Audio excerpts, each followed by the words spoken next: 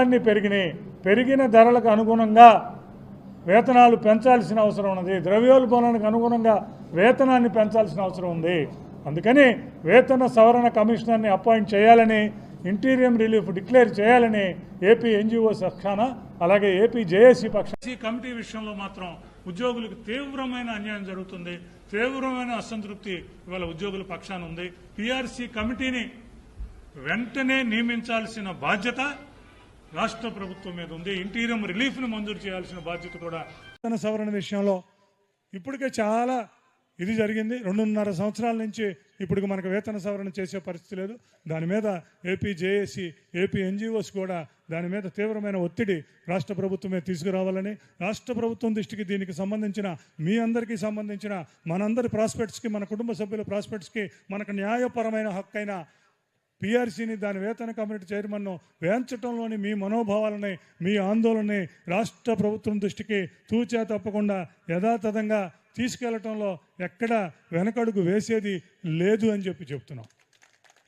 అట్లాగే రాష్ట్ర ప్రభుత్వం కూడా మరి బకాయిల విషయంలో ఎలా స్పందిస్తుందో, ఉద్యోగులకు సంబంధించిన జీతాల విషయంలో ఎలా స్పందిస్తుందో, ఉద్యోగులకు సంబంధించిన ప్రమోషన్ల విషయంలో ఎలా స్పందిస్తుందో, మరి నాన్ ఫైనాన్షియల్ డిమాండ్స్ మీద మరి సానుకూలంగా మాతో ఎలా ఉంటుందో, ముఖ్యంగా వేతన సవరణకు సంబంధించిన అంశం మీద కూడా వేతన సవరణ కమిషనర్ని అపాయింట్ చేసే విషయంలో కూడా పీఆర్సీ కమిటీని వెంటనే నియమించడం సహా ఐఆర్ను వెంటనే ప్రకటించాలని ప్రభుత్వాన్ని కోరినట్లు ఉద్యోగ సంఘాలు తెలిపాయి.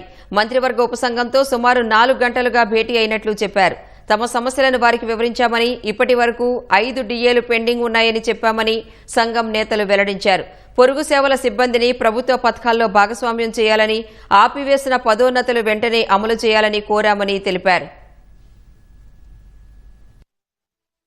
పెన్షనర్స్కి అడిషనల్ క్వాంటమ్ ఆఫ్ పెన్షన్ ఏది ఉందో ఇదివరకు ఉన్న 10 పదులంతా ఎదురు చూస్తున్న వేతన సవరణ అలాగే ఇంటీరియం రిలీఫ్ అంశాన్ని కూడా ప్రభుత్వం పరిశీలించాలని ముఖ్యమంత్రి గారు దాని మీద దృష్టి పెట్టి దాన్ని కూడా పరిష్కారం చేయాలని చెప్పి కోరుకుంటూ ఉద్యోగులందరి పక్షాన ఉపాధ్యాయుల ధరల పెరుగుదల మీద, ద్రవ్యోల్బణం మీద, కాస్ట్ ప్రైస్ ఇండెక్స్ మీద ఏదైతే కాంపెన్సేటివ్ మెకానిజంగా పీఆర్సీ డిఏలు ఉన్నాయో ఈ రెండు మేము ఇదైపోయిన పరిస్థితుల్లో ఇవాళ రాష్ట్ర ప్రభుత్వాన్ని, ముఖ్యమంత్రి గారిని కూడా కోరుతున్నాం.